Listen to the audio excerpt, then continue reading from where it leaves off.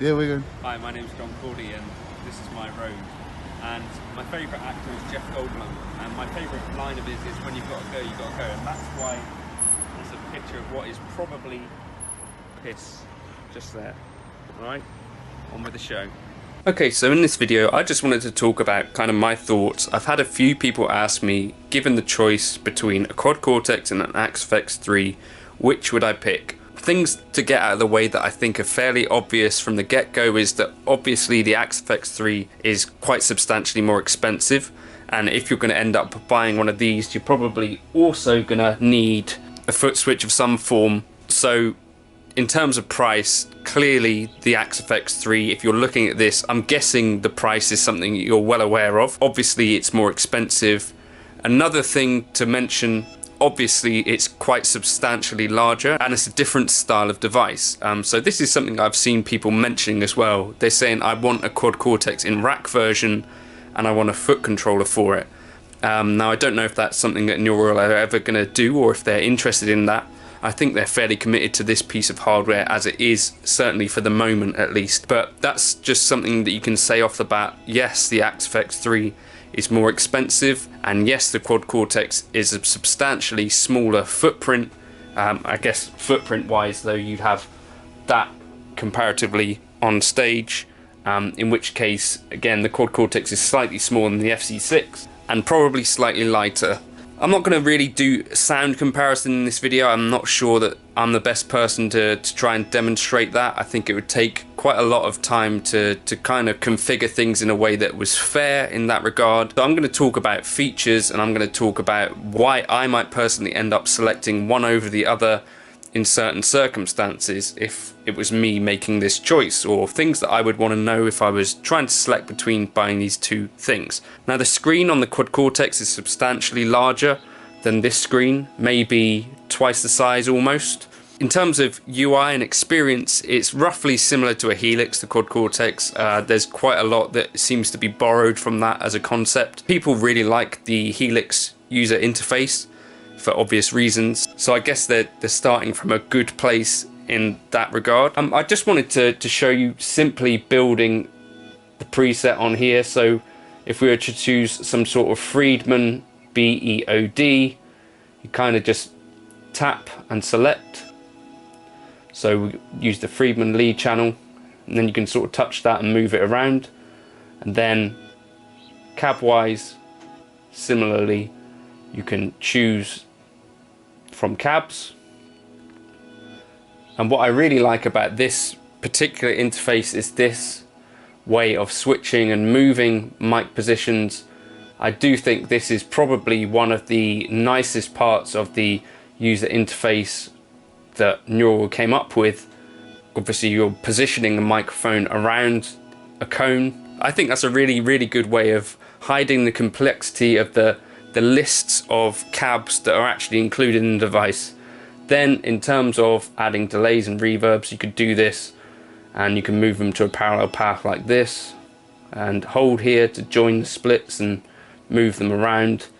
And so it's relatively straightforward, basically like a touch version of the Helix, sort of.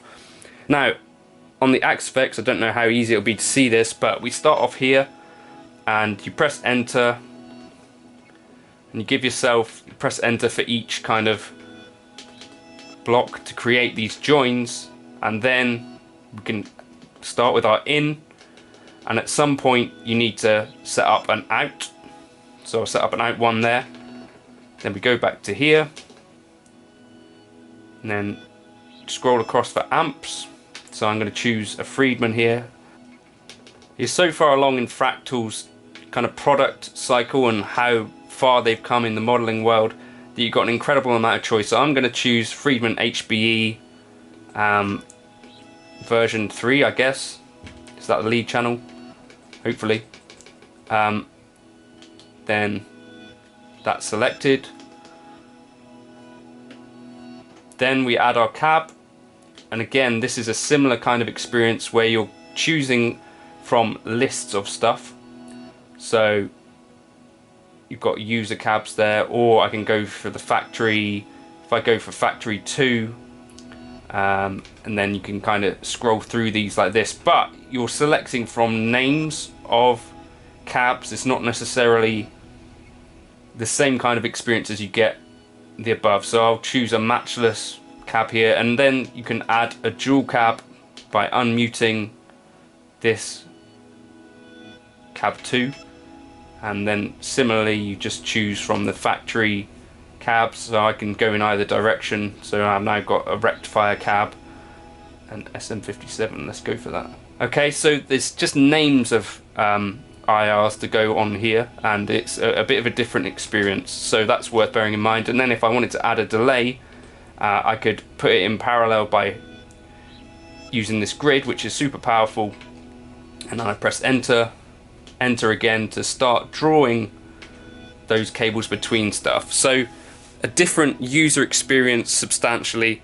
Worth bearing in mind that you've also got a PC editor with this if you are into that kind of thing. Using a mouse, I think, probably is quite a quick way to do this kind of task. I personally like to get hands-on with a device and figure out how it works as well. So that's kind of the difference in user experience. Scenes and channels you've got access to on the Axe-FX, whereas you've got snapshots. Actually they call them scenes on the Quad Cortex, but they're the equivalent of snapshots in the Helix world, whereas in the Axe-FX world you can have 8 scenes, and for every item that you've got in your chain you can select different channels, and those can be completely different things. So really powerful. So even if I've got this relatively simple chain, the amp cab delay, I can have a different channel on each of those, and I could switch between those in scenes. So I could have 4 different amps, 4 different cabs, and 4 different delays all being switched within this preset within scenes. So super powerful. I think the only other thing that does similar stuff to that is the Boss GT, but a different way that they're doing things that the Helix and the Quad Cortex can't do. Now, we were talking about choice earlier, so in terms of amps you've got nearly 300 amps. So when it comes to choice, the Axe-FX really does have a lot to choose from. So chorus wise you've got sort of 17 choruses, compressor wise you've got 12 compressors, crossovers, delays I think you've got around 19 there. For drives you've got a really good choice of drives, and there's 57 there, and including a bunch of different fuzzes. You've got things like enhancers, stereoizers and this kind of stuff. Filters, 16 types of flanger if that's your bag, and just all sorts of stuff. You've got a looper, obviously, multi-tap delays, multiplexers, plex delay, which is a super powerful block, which I've done videos on. What else have we got? Reverbs, you've got 50 different reverbs, and a lot of those sound really incredible. Rotaries, synthesizers, really you've got pretty much every effect that you can think of except for a clon. Whereas in the Quad Cortex, we've seen videos that I've done where I've gone through all of these on a live stream.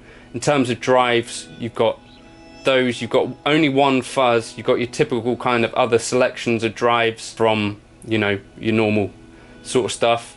Delay wise, we've only got 4 algorithms, so digital delay, ping pong delay, simple delay and tape delay, or the mono versions of those. Reverb wise, we've only got cave, hall, modulated room, spring or ambience. Compressor wise, there's a selection of kind of studio style compressors, so we got 5 of those, and we got pitch shifter, a couple of pitch shifting effects, which is cool. And modulation wise, we got chorus, flanger, a vibe, phaser, rotary, tremolo, vibrato, vintage chorus, so a good start on the modulation. Then filters, we got 3 kind of envelope filter things. EQ wise, we've got graphic, low, high cut, parametric EQs. I will say that this interface for an EQ is really nice, I think personally. A couple of wahs, effects loop, and then a couple of different gates. So you'll see, and I think you'll get the sense that there's quite a lot less to do effects wise in the quad Cortex world at the moment. So if that's kind of one of those things that you're looking for, a device which can really do all of the things that your pedal board could do, so from loopers to pitch effects to wahs to synthesizer effects, I think the Axe FX has got a substantial advantage in that respect. One other thing that I will say is that I think in terms of being able to switch these things on the floor, the layout capability of the Axe FX3 is really flexible, and you can sort of set up your FC6 or FC12 or whatever you use to do whatever you really like. So you can have a looper on there, you can come off of that into a performance where you have scenes and you can have different foot switches, and you can also switch between different layouts. There really is kind of an infinite number of ways that you could set up your foot controller to control your Axe FX3, and that's pretty powerful. In comparison, the quad Cortex, you've really got at the moment scene mode where you swipe up, you can switch between your 8 scenes, so like this, and then you could go between presets also, so you could have like a preset above and a preset below. Then the other modes are stomp mode, where that will automatically, or you can assign it yourself, but to different stomp pedals that are within your chain. Or you can go into this mode, which is preset mode. Less flexible in many ways. Probably you will get most people, I'd say, through a gig, but in terms of having the real flexibility of foot switching that the Axe FX3 does at the moment, that's not where we're at the moment. So that's kind of what stomp mode looks like as well. So you've got these colors which are automatically assigned. So that's that. I guess it's important for some people to talk about connections as well. So the Axe FX3 you can connect via SPDIF if that's something that you're looking for. The quad Cortex doesn't have that digital in and out capability. You can do outputs via both XLR and TRS. At the moment, the output block of the quad Cortex is somewhat limited, and you don't have sort of global settings for that in quite the same way as you do on some other devices. So you can't globally say I want everything to go out via whichever output, but I guess that's okay. You can do things like ground lift and stuff within here if you wanted to, and you can change kind of global output settings. I think on the Axe FX you could have outputs 2, 4, 1, and I think even 3 as well. So you've got potential to have all those different outputs on at the same time. So that's potentially quite powerful. I'm not sure we've got anything that you can do like that in the quad Cortex at the moment. So a little bit less flexible in that regard as well. Things that I like, this always on tuner within the Axe FX, that's pretty cool. Things that I also like, you've got a looper on the Axe FX, which is got the looper, which I really think is a deal breaker for me in what I do a lot of the time. So those are kind of some of my kind of key standouts. Obviously at the moment you've got on the quad Cortex the capture capability.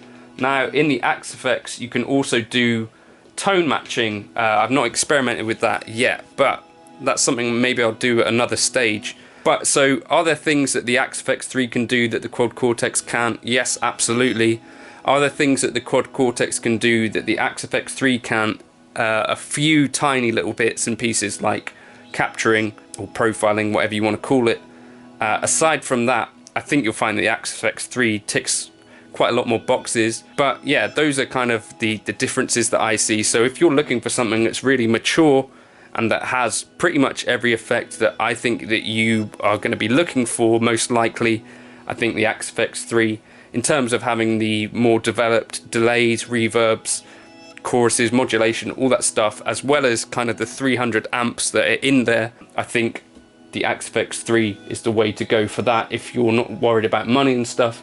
I think this particular way of showing IRs and navigating those with the user interface is really clever, and also it's a really nice form factor, a nice small unit. But you know, at the moment, in terms of choosing what amps you're going to use, you've got a relatively limited amount, but probably enough to get most people by.